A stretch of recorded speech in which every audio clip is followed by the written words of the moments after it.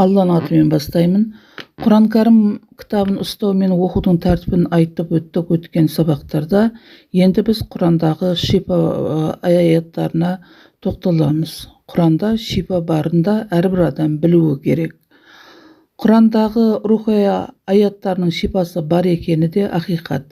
Исра сүресі 82 аятта біз Құраннан мүминдерге шипа әрі рахмет болатын аяттарды түсіреміз деп Құран арқылы емделіңдер деген. Пайғамбар медицинасы және ғайып әлемі, метафизика, періштелер, жындары және аруақтар атты біздің академиямыздың курсы бар. Осы курсты оқуларыңызға болады.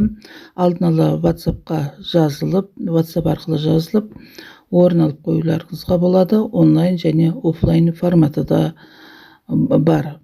1990 жылдан рухани ұстаз, рухани емші болып, қолыма Құран ұстап, дем салып, кванттық рухани ем сауықтыру сеанстарын жүргізіп келе жатырмын.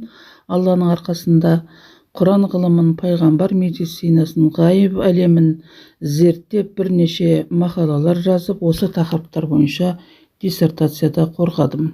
Баршаңызды ілімді, білімді болып, өз қабілеттеріңізді одан әрі дамытып, айналаңызға, басқа жандарға зиян тигізбейтұғын жоғарғы саналы адам болып, Алланы, өзіңізді, әлемді танып, отанымыздың жер шарының дамуына үлес қосатұғын қайырлы, берекелі өмір сүруге шақырамын.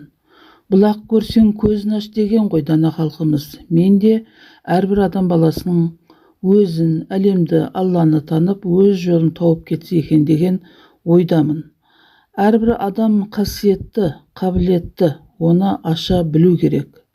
Тек ілім, білім, ғылыммен ғана ашылатұғынын осы жерде айтқым келеді. Сондықтан да біздің тәжірибеге, ілім, білім, ғылымға, рухани дамуға негізделген сабақтарымызға шақырамыз. Бәрімізге Алла жар болсын.